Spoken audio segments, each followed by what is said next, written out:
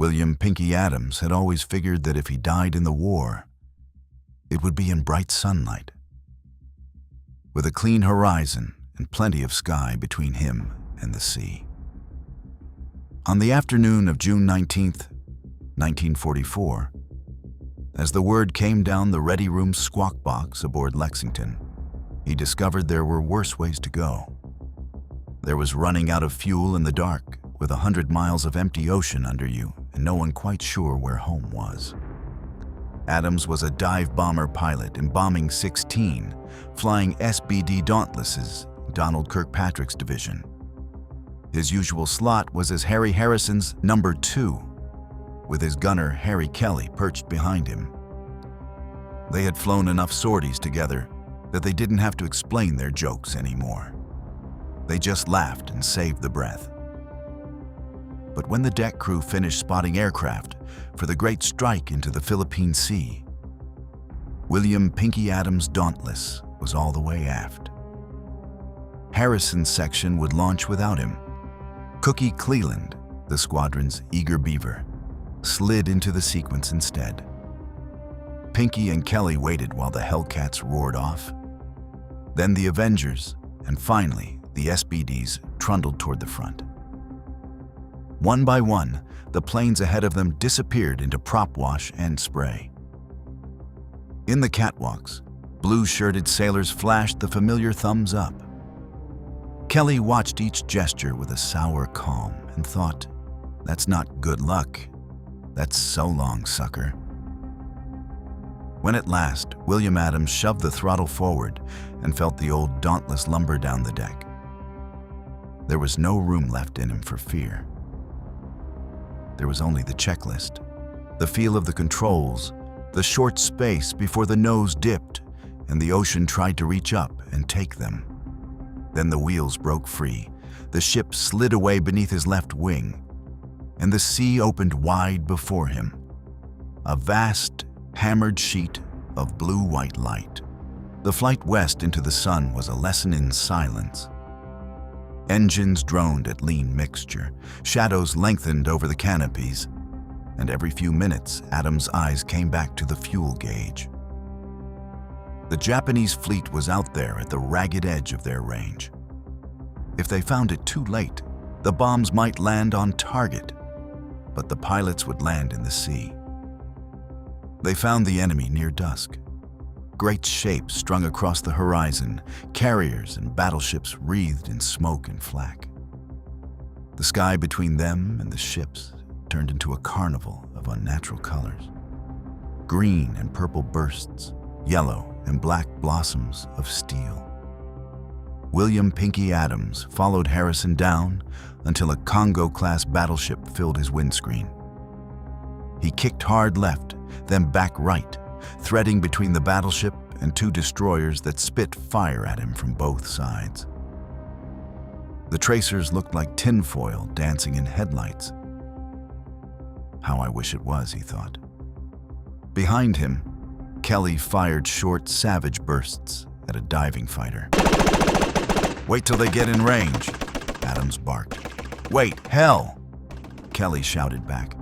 "I'm not trying to shoot one down. I'm trying to scare him off."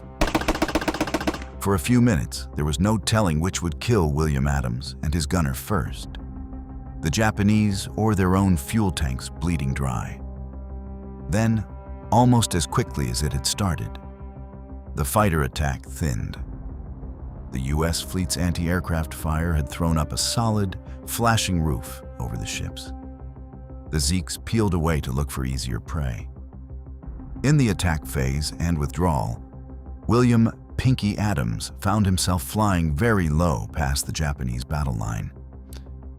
He had followed Harrison down until that battleship seemed close enough to touch, then jinked between it and the destroyers as all three ships opened up. Kelly, seeing fire from both sides, urgently told him to get out of there. Adams clawed his way clear of the formation and, for a moment, thought they were about to be hit again when a brown Zeke came in from starboard, Otelstalching only to realize at the last second that it was a friendly Hellcat.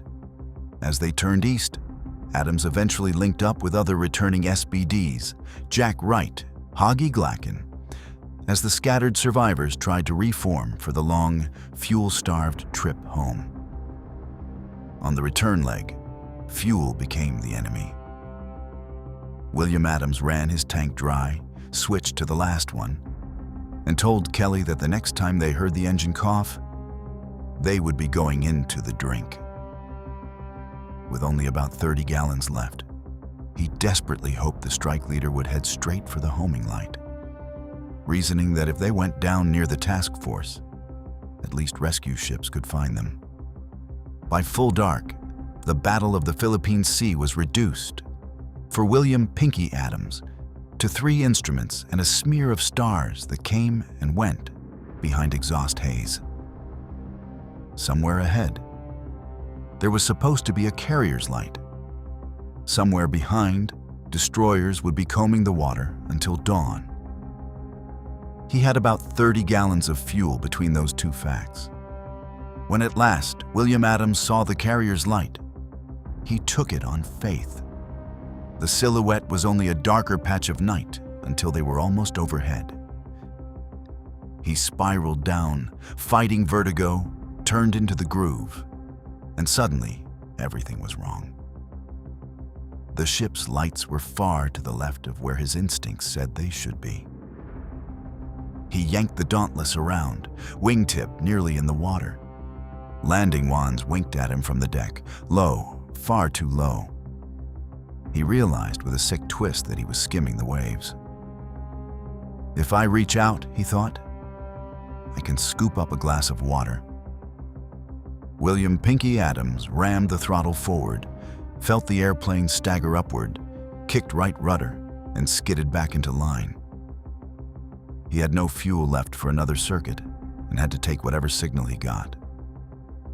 The LSO gave him a roger, a fast, and then a cut. Adams slammed onto the deck, felt the Dauntless bounce skyward, certain he was about to land in some admiral's lap. The arresting wire caught at the top of the bounce and slammed them down so hard the landing gear screamed, but held. His breath came back in a rush. He saw lights waving ahead, but his mind was slow. For a second, the frantic taxi signals meant nothing. William Adams inched forward toward the looming mass of the island structure, dimly aware that some part of him didn't care if they hit it. A red lamp swung wildly. He stomped a brake, the SBD lurched, and finally stopped. Kelly didn't wait. While they were still rolling, he was out of his seat, scrambling onto the starboard wing, arms wrapping tight around William Pinky Adams' neck. "Pinky," he said, voice shaking now in a way it never had over the target. "I love you. I love you." A plane handler clambered up, yanked Kelly away, and leaned into the cockpit. "You're on the Enterprise, sir," he shouted. "Need a guide to the bomber ready room?"